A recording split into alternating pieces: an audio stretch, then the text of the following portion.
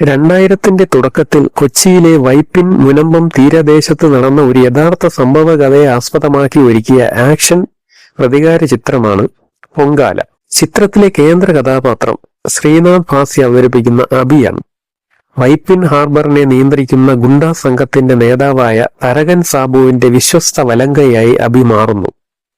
ഹാർബറിലെ മത്സ്യബന്ധന തൊഴിലാളികളുടെ ജീവിതവും അവിടുത്തെ രണ്ട് പ്രധാന ഗ്രൂപ്പുകൾ തമ്മിലുള്ള ശക്തമായ കിടമത്സരങ്ങളും വിശ്വാസവഞ്ചനയും പ്രതികാരവുമാണ് സിനിമയുടെ പ്രധാന പ്രമേയം.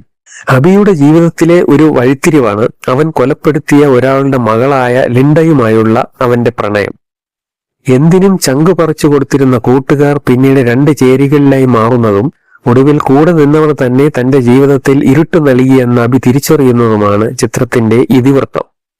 സ്നേഹം, സൗഹൃദം, കൂറ്, ചതി, പ്രതികാരം എന്നിവയുടെ തീവ്രമായ കഥയാണിത്.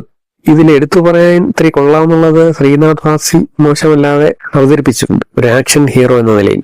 ബാക്കി എല്ലാം നെഗറ്റീവ്സ് ആണ്, ഇതിലൊന്നും പറയാനില്ല പോസിറ്റീവ്സ്. തിരക്കഥ ദുർബലമാണ്, കഥാഗതി പലപ്പോഴും പ്രഡിക്റ്റബിൾ ആണ്. മാത്രമല്ല ഇത് ക്ലീഷേ സാധനമാണ്. ഇതിന്റെ ഫസ്റ്റ് സീൻ മുതൽ നമ്മൾ 90കളിൽ കണ്ടുമടുത്ത സീനുകൾ അതേപടി ആവർത്തിച്ചിരിക്കുകയാണ്. പഴഞ്ചൻ സ്റ്റൈൽ, പിന്നെ അമിതമായ വയലൻസ്, അമിതമായ ചീത്തവിളി, ഫാമിലിക്ക് കാണാനേ കൊള്ളത്തില്ല. മൊത്തത്തിൽ പറയുകയാണെങ്കിൽ ഒരു ബിലോ ആവറേജ് സിനിമയാണ്.